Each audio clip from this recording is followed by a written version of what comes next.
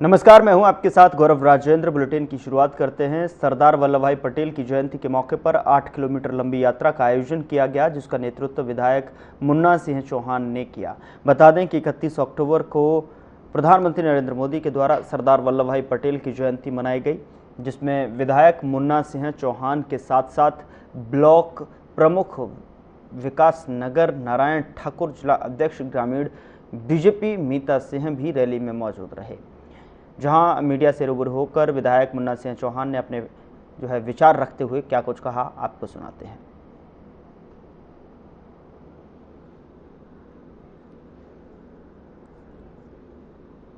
पद यात्रा थी और जिसमें देशभक्ति के गीतों के साथ साथ जो सरदार पटेल जी के जो संदेश था वो लोगों तक प्रचारित करने का इसका उद्देश्य था। इसको आज आयोजित किया गया है। ये हरबटपुर से स्टार्ट हुई और देश 150 रियासतों में बटा हुआ था, 550 से अधिक रियासतों में, और अंग्रेज सभी रियासतों को एक ढीली रस्सी थमा करके चले गए थे कि सब रियासतों की अपनी मर्जी है, जो करो।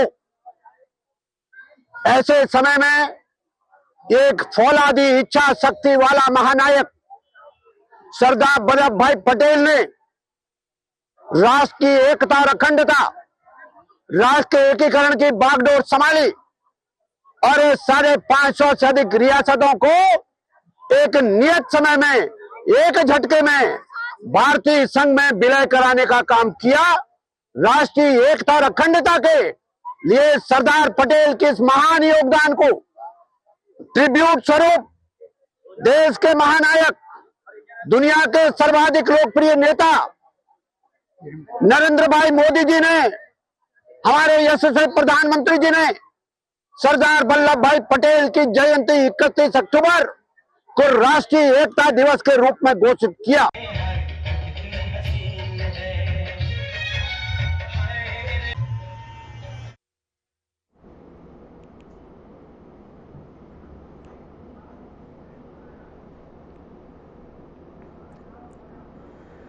राष्ट्रगीत वंदे मातरम के 150 वर्ष पूर्ण होने के उपलक्ष्य में देश भर में 7 नवंबर 2025 से 7 नवंबर 2026 तक विशेष कार्यक्रम का आयोजन किया जाएगा। इसी कड़ी में बीजेपी के प्रदेश महामंत्री दीप्ति रावत भारद्वाज ने बताया कि 26 नवंबर जो संविधान दिवस भी है, उस दिन भारतीय जनता पार्टी देश भर में विशेष कार्यक्रम आयोजित करेगी। उन्होंने कहा कि 7 नवंबर को उत्तराखंड में भी कई कार्यक्रम संपन्न हुए थे और अब 26 नवंबर को प्रदेश के 24,000 शिक्षण संस्थानों में वंदे मातरम गायन कार्यक्रम आयोजित किया जाएगा। इस आयोजन में पार्टी पदाधिकारी, स्कूलों के छात्र छात्राएं और अधिकारी मौजूद रहेंगे।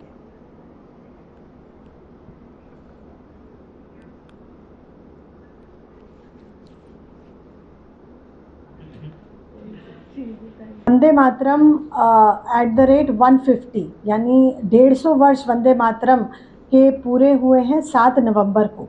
उसको लेकर संविधान दिवस 26 नवंबर तक हमारे एक पूरे कार्यक्रम भारतीय जनता पार्टी ने देश भर में करने का आयोजन किया है और कई जगह उत्तराखंड में भी हमने बहुत सारे स्थानों पे ये कार्यक्रम किए हैं। 7 नवंबर को तो हमने देहरादून और हल्द्वानी कार्यक्रम किए। हल्द्वानी में प्रदेश अध्यक्ष जी मौजूद रहे और देहरादून का जो कार्यक्रम था उसमें मुख्यमंत्री जी और साथ में सभी ब्यूरोक्रेट्स, ऑफिशियल्स, सभी लोग यहाँ उपस्थित थे।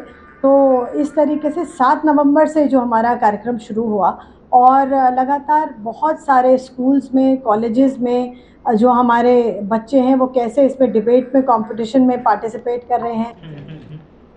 देवभूमि उत्तराखंड की राजनीतिक फिजा में गर्माहट बढ़ाते हुए उत्तराखंड क्रांति दल की केंद्रीय महामंत्री किरण रावत ने भाजपा पर सीधा हमला बोलते हुए कहा और कई गंभीर सवाल खड़े किए हैं। उन्होंने कहा कि राज्य के निर्माण के मूल उद्देश्य रोजगार, स्वास्थ्य, शिक्षा, राजधानी गैरसैंण, भू कानून, पलायन और सामाजिक आर्थिक विकास अब भी अधूरे हैं।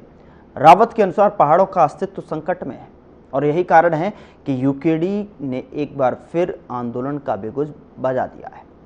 किरण रावत ने कहा कि भाजपा प्रदेश में मंत्री नेहा जोशी के तीसरी बार जीत वाले बयान से पहले यह देखना जरूरी है कि क्या उत्तराखंड आंदोलन की परिकल्पनाएं पूरी भी हुई हैं या नहीं।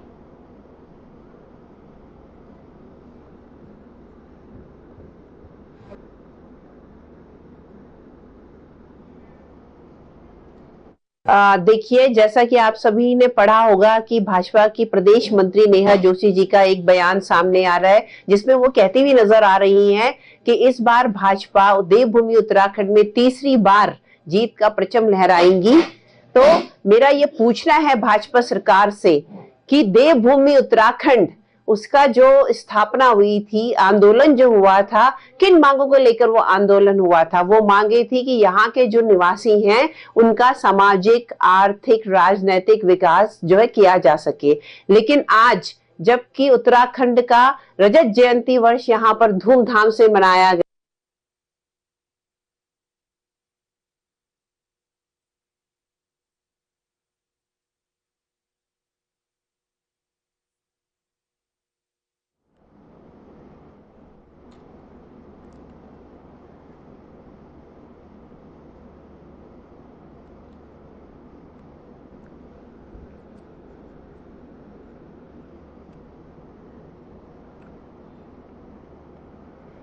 पौड़ी शरदोत्सव 2025 का शुभारंभ नगर पालिका परिषद आयोजित किया। और बता दें कि रामलीला मैदान में मुख्य विकास अधिकारी गिरीश गुणवंत ने किया और 1 दर्जन स्कूलों ने मार्च पास्ट और झांकियों से संस्कृति संरक्षण का संदेश दिया। सीएम धामी ने वीडियो संदेश से शुभकामनाएं दी।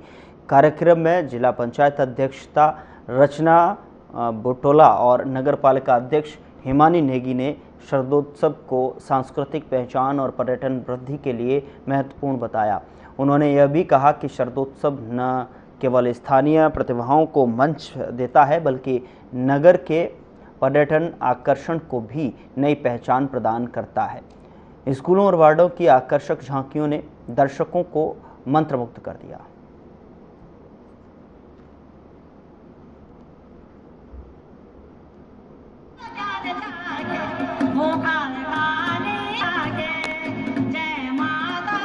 का धन्यवाद करती हूँ।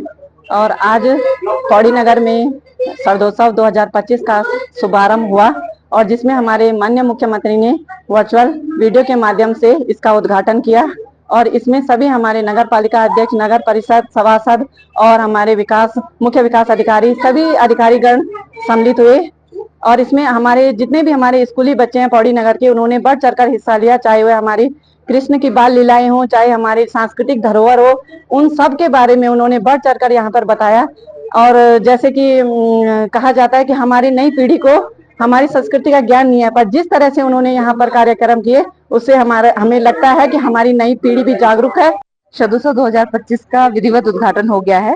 आज से लेकर 3 दिनों तक, असल में 4 दिनों तक, 23 तारीख तक है ये आयोजन चलता रहेगा। 23 तारीख को पुरस्कार वितरण के साथ ही इस आयोजन का समापन होगा।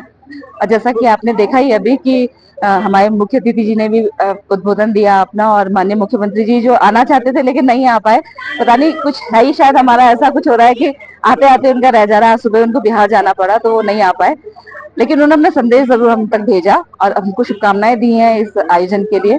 और आज जिस हिसाब से मैंने देखा बच्चों को बढ़ चढ़ के हिस्सा लेते, नगर पालिका परिषद का बहुत अच्छा प्रयास है और इसमें सभी लोगों की भागीदारी है। अभी आपने देखा होगा कि सभी जितने भी यहाँ पर नगर पालिका परिषद के अंतर्गत जो भी हमारे स्कूली बच्चे हैं, जो भी स्कूल्स हैं, उनके द्वारा अपने झांकियाँ प्रस्तुत की गई, अपने सांस्कृतिक कार्यक्रम प्रस्तुत किए गए। और साथ ही जो हमारे वार्ड्स हैं यहाँ पे, उनके द्वारा भी अपने अपने सांस्कृतिक कार्यक्रम प्रस्तुत किए गए। इस तरह के जो सांस्कृतिक कार्यक्रम है, जो मेले होते हैं, जो शरदोत्सव टाइप के या ग्रीष्मोत्सव है, ये एक नई ऊर्जा का संचार करते हैं जो नगरवासी होते हैं।